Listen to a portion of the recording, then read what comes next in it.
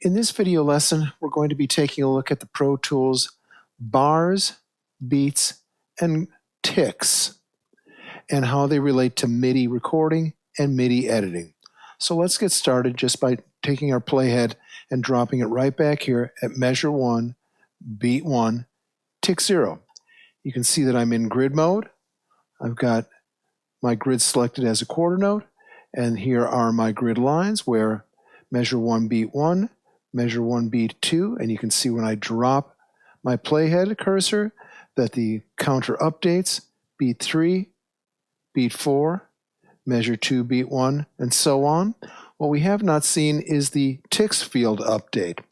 So let's again go back and drop our cursor at the beginning of the session, measure 1, beat 1, tick 0. I'm going to place my mouse, my cursor here in the ticks field, and I'm going to roll that cursor up, much like the odometer on your car.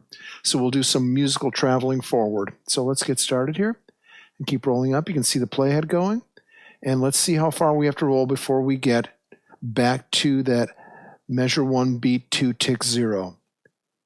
Here we go. Oh, there we are, 958, 959, up to 0. So that means we start at 0, go up to 959. 0 to 959 is 960 ticks between each beat. So each beat is worth 960 ticks, which means when I'm recording MIDI notes, those notes that I record are placed on any one of those 960 ticks between each one of those beat markers. Let's play a few notes and see what happens.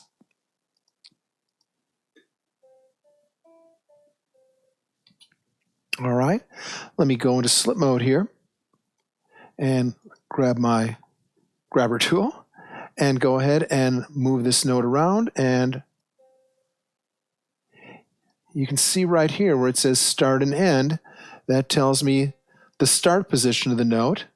It also updates the counter often because when I grab that note, it moves the playhead right to the left edge of the note, or assumes that's where my edit point is, so it drops the cursor or playhead there. But as I select these notes, you can see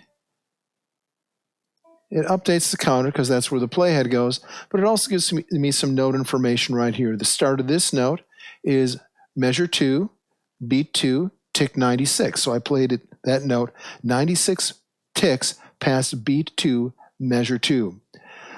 I let go of the key for that note, or the end of that note is measure 2, beat 2, tick 832. And that tells me that the length of that note, or I held the key down 736 ticks while Pro Tools was in record. So bars, beats, and ticks, 960 ticks per note. This field tells me the start and end of each note, so the length at the start point and the end point of each note. And this tells me the length of each note. And I can actually change the length of the note just simply by clicking in any one of these this field and typing in a smaller or bigger number. So I'll type in 200 and make the note much smaller without changing the start position of the note. Okay? All right, I can also drag my notes to grids right there. Right there, and let's go back to slip mode, and you can see I can slip that note back and forth in time, and here I'll just zoom in and slip it right back to the beginning of measure 2,